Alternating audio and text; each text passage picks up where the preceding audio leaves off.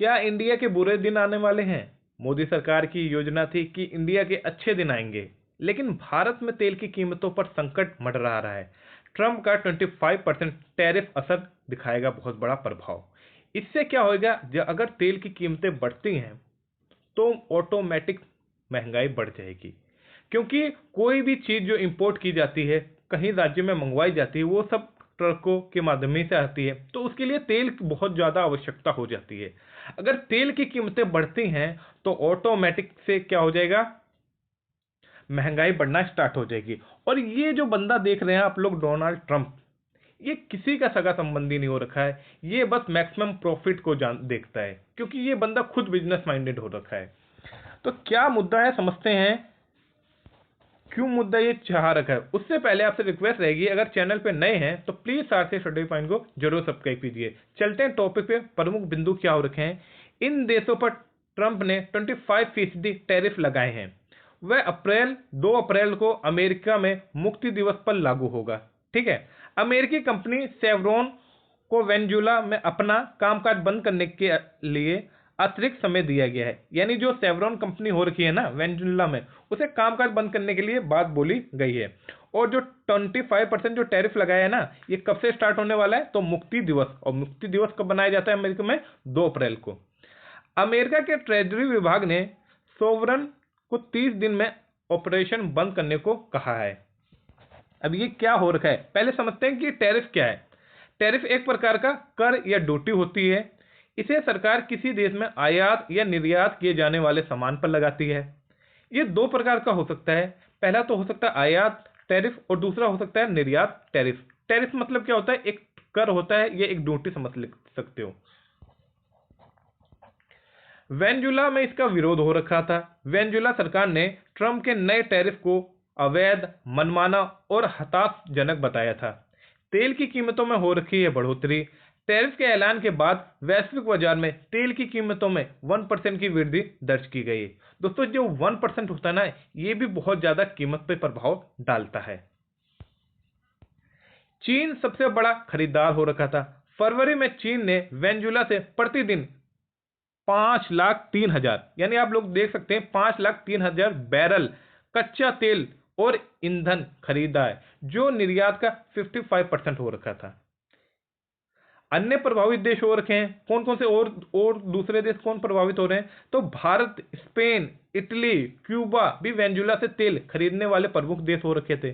तो इस वजह से इंडिया पर भी इसका बहुत ज्यादा गलत इंपैक्ट पड़ा है, क्योंकि इस मोटे आदमी की वजह से ना, मतलब पूरी दुनिया ना आश्चर्यचकित हो जाती है, ये जब मर्जी जो कर देता है। मदुरा की प्रतिक्रिया क्या हो रखी। वेनेजुएला के राष्ट्रपति निकोलस मदुरा ने इन प्रतिबंधों को अवैध और आर्थिक युद्ध करार दिया है, क्योंकि अमेरिका ना सोचता है कि जो चीन है ना, उनसे आगे ना निकल जाए। इसी वजह से ये जो हर मुमकिन प्रयास हो रखे हैं डोनाल्ड ट्रंप सरकार कर रही है। ट्रंप के वेनेजुएला पर आरोप क्या हो रखे हैं, अपराधियों को भेजने का आरोप लगाया है ट्रंप ने। ट्रेन की अरागुआ गिरोह का जिक्र, इसको विदेशी आतंकवादी संगठन घोषित किया है। जो गिरोह हो रखा है ना, ट्रेन डी अरागुआ, एक ये गिरोह हो रखा है, जिसे विदेशी आतंकवादी संगठन घोषित कर दिया ट्रंप ने। निर्वासन प्रक्रिया चतुरतापूर्ण रवैया अपना रहा है वेनेजुएला। ये सब आरोप लगाए जा रहे हैं किनके द्वारा, ट्रंप सरकार द्वारा। क्या भारत वेनेजुएला से तेल खरीदता है, तो समझते हैं। भारत शीर्ष खरीदार हो रखा है जो वेनेजुएला से तेल खरीदता है। अगर हम लोग बात देखें, 2024 में आयात भी ना बहुत बड़ी मात्रा में करा था इंडिया ने। थोड़ा देखते हैं कि दिसंबर 2023 आयात पर क्या प्रभाव पड़ा था इंडिया पे। भारत ने 1,91,600 बैरल प्रतिदिन वेनेजुएला से आयात किया था। यानी आप लोग देख सकते हैं कितनी ज्यादा मात्रा में हम लोग डेली वेनेजुएला से तेल खरीदते हैं। रिलायंस इंडस्ट्रीज 1,27,000 बीपीडी प्राप्त हुआ था। इंडियन ऑयल कॉर्पोरेशन 27,000 बीपीडी प्राप्त हुआ था। एचपीसीएल मित्तल एनर्जी ने 28,000 बीपीडी प्राप्त किया था। तो भारत में तेल की कीमतें कैसे तय होती हैं, तो थोड़ा समझते हैं। भारत में पेट्रोल और डीजल की कीमतें कई कारकों पर निर्भर करती हैं। इनकी कीमतें रोजाना बदलती रहती हैं, और अंतर्राष्ट्रीय बाजार के साथ साथ सरकार की नीतियों का भी इन पर असर पड़ता है। यानी अंतर्राष्ट्रीय जो बाजार है, उनका तो कीमतों पर तो प्रभाव पड़ता ही है, साथ में जो सरकार की नीति हो रखी है उसका भी बहुत ज्यादा प्रभाव पड़ता है। कच्चे तेल की कीमत यानी जिसे हम लोग क्रूड ऑयल प्राइस कह देते हैं, भारत अपनी जरूरत का 85% कच्चा तेल आयात कर सकता है, आयात करता है। यानी आप लोग देख सकते हैं कितनी भारी मात्रा में इंडिया क्रूड ऑयल का आयात करता है। इसलिए अंतर्राष्ट्रीय बाजार में कच्चे तेल की कीमतें सीधे असर डालती हैं इंडिया पर। अगर कच्चे तेल की कीमतें बढ़ती हैं तो पेट्रोल डीजल महंगे हो जाते हैं, और अगर कम होती हैं तो पेट्रोल डीजल सस्ते हो जाते हैं। दूसरा क्या हो जाता है, एक्सचेंज रेट यानी डॉलर वर्सेस रुपए। अब ये कैसे प्रभाव डालता है कीमतों पे? कच्चे तेल की जो खरीद ना डॉलर में होती है, लेकिन भारत इसका भुगतान रुपए में किया जाता है। भारत में इसका भुगतान किस में किया जाता है? रुपए में किया जाता है। जब इंडिया बाहर से इंपोर्ट करता है तेल, तो वो किस में करता है? तो डॉलर में करता है। लेकिन इंडिया के अंदर इसका भुगतान किस में किया जाता है? रुपए में किया जाता है। अगर डॉलर महंगा होता है तो रुपया कमजोर हो जाएगा, कॉमन सी बात है। तो तेल की कीमतें क्या बढ़ जाती हैं? बढ़ जाती हैं इसी वजह से। फिर टैक्स, एक्साइज ड्यूटी हो गई या वैट हो गया, जो सरकार द्वारा लगाए जाते हैं। केंद्र सरकार एक्साइज ड्यूटी लगाती है, जबकि राज्य सरकारें वैट लगाती हैं। तो एक्साइज ड्यूटी कौन लगाती है? केंद्र सरकार लगाती है। और वैट कौन लगाते हैं?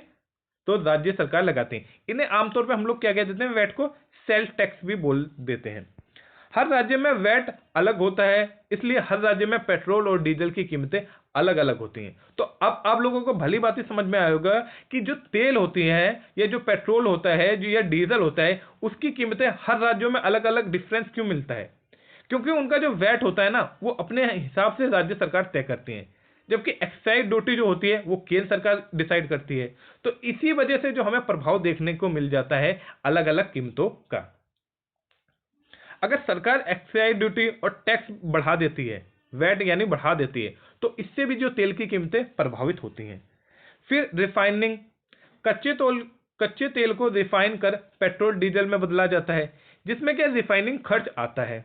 अगर ये खर्च ज्यादा आता है तो तेल की कीमतें बढ़ जाती हैं।